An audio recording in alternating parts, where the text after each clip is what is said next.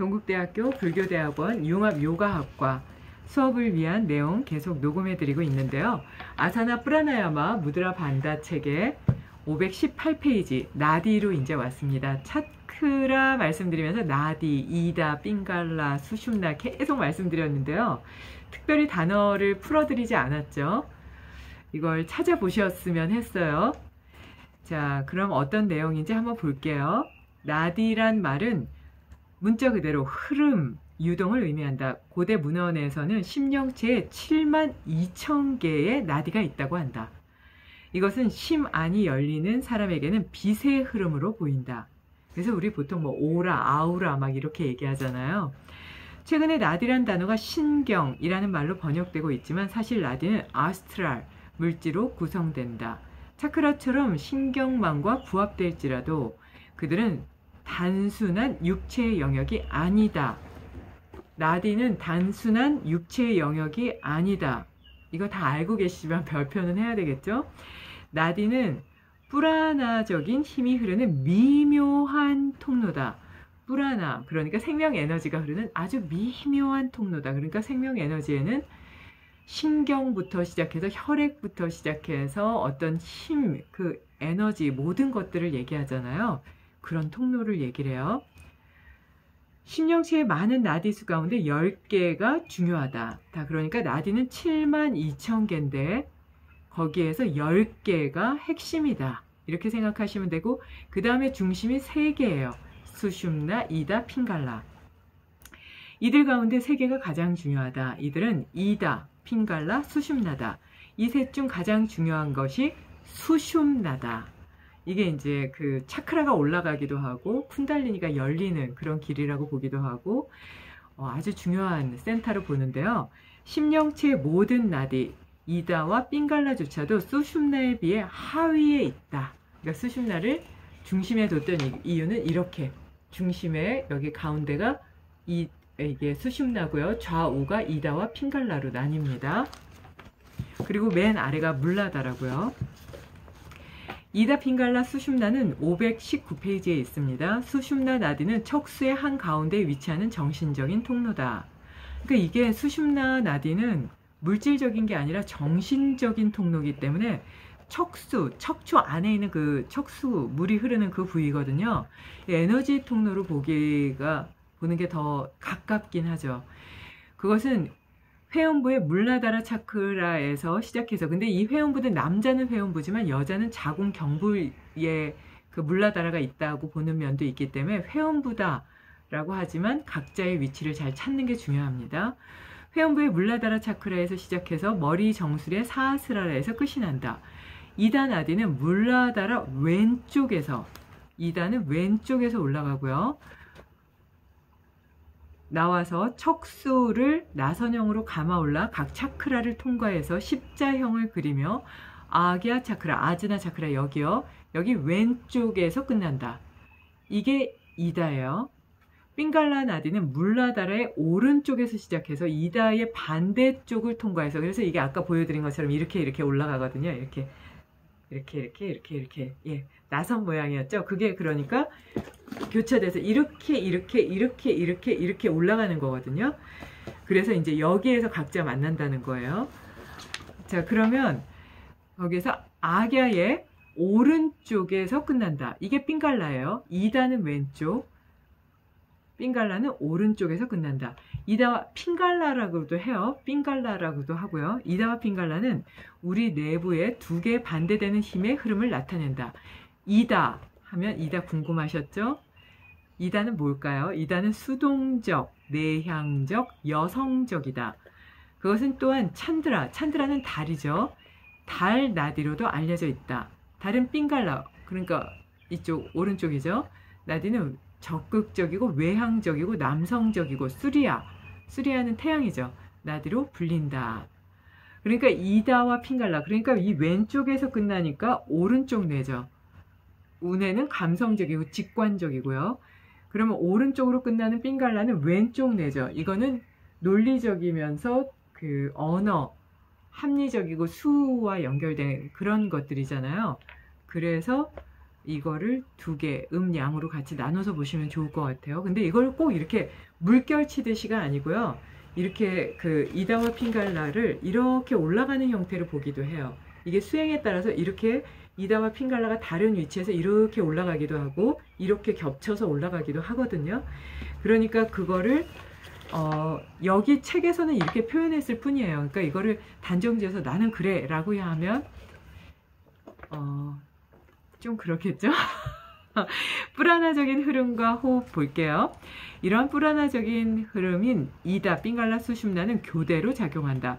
어떤 특정한 시간대에 흐르는 흐름은 콧구멍으로 숨이 흐르는 것을 알아차림으로써 측정될 수 있다. 그래서 제가 수업 시간에 교호호 뭐 이렇게 해서 이거를 한다거나 옴 요번 학기는 이것만 해도 정말 많이 도움이 될 수 있는 게 이 호흡을 하면서 이다, 핑갈라, 수심나 이 중요한 그 차크라가 다 열리는 거거든요. 나디가요.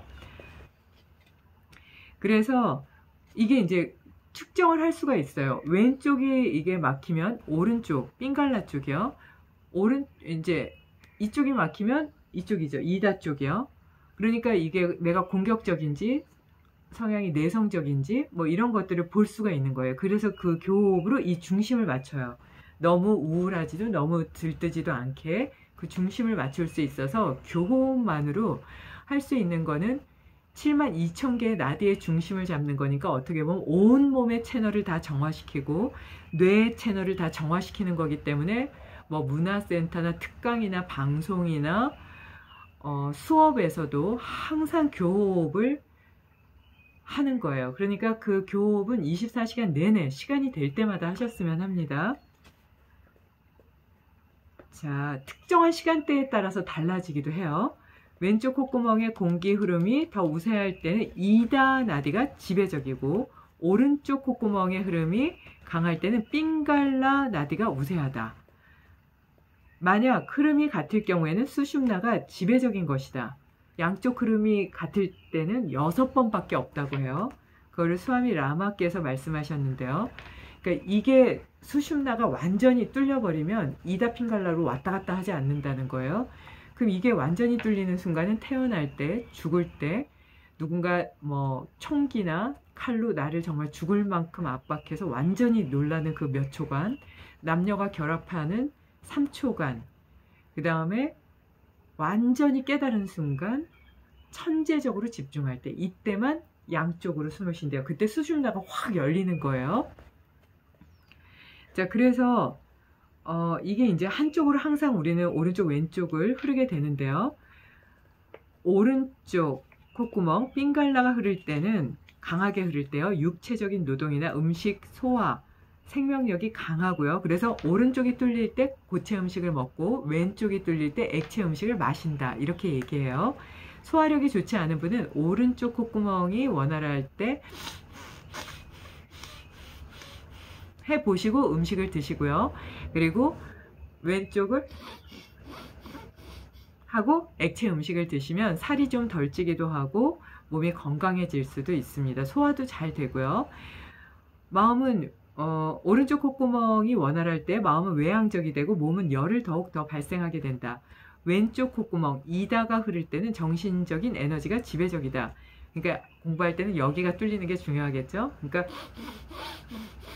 글을 쓰는 분들은 이거 자주 하셔야 될 것 같아요. 그래서 잠자는 동안 이다 나디가 흐른다. 이쪽이 흐르는 거니까 오른쪽으로 자게 되면 이쪽이 잘 흐르게 되니까 숙면을 취하는 데 도움이 되겠죠. 그래서 숙면을 취할 때 보통 이렇게, 그래서 깨달은 분들 보면 보통 오른쪽으로 이렇게 편안하게 해서 이쪽에 뚫리게 하시죠. 만약 핑갈라가 밤에 흐른다면 잠 못 이루게 되고 불안증을 느끼게 될 거다.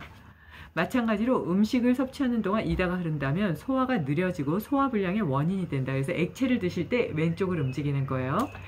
나디와 호흡의 흐름을 바꾸기. 모든 행동은 대략 60분에서 90분마다 번갈아 드는 이러한 나디의 흐름에 영향을 받는다. 그래서 이 90분의 기준이 뭐라고 보냐면 잠자는 그 숙면의 리듬 있죠. 그게 그래서 1시간 반이면 이게 숙면으로 들어갔다 다시 올라오는 그 상태로 들어간다고 보거든요. 그러나 호흡 균형 자세와 호흡법과 같은 요가적 행법의 활용으로 흐름을 임의적으로 바꿀 수도 있다. 그래서 이걸 하시는 거예요. 예를 들면 만약 2단 나디가 흐르면 육체적인 노동을 해서 핑갈라 나디가 필요한 에너지를 얻도록 호흡의 흐름을 방향 전환할 수 있다. 다른 측면에서 만약 공부나 정신적 노동이 요구되면 에너지를 2단 나디를 통해 흐르도록 인도할 수 있다. 그러니까 이거를 교호 호흡을 하는 게 아주 중요하다는 게 이 마지막에 나와요. 그래서 그 수업 첫 주부터 계속 강조해서 말씀을 드렸고요. 유튜브의 맨 앞에 화면에 교호 호흡을 올려놓은 이유이기도 합니다. 이거는 모든 분들에게 도움이 돼요. 하타 요가의 목적은 이 이다와 핑갈라 나디에서 프라나의 균형 잡힌 흐름을 이끌어내는 데 있고요. 하타란 단어는 두 씨앗, 비자 만트라로 구성되어 있다. 함, HAM은 태양이나 태양의 힘을 상징하고 탐, THAM은 달이나 달의 힘을 상징한다. 이 두 힘 사이의 균형을 가져오기 위해 사뜨까르마에 의한 육체 정화가 먼저 이루어져야 한다. 하타요가의 목적은 이러한 두 흐름이 균형 잡히게 해서 정신적 또는 육체적인 능력도 아닌 그 이상의 것이다. 하루 24시간 동안 이다 흐름이 12시간 동안 지배적이어야 하고 이다의 흐름이 왼쪽이요. 12시간 동안은 지배적으로, 그러니까 이게 열려 있는지 한번 보세요.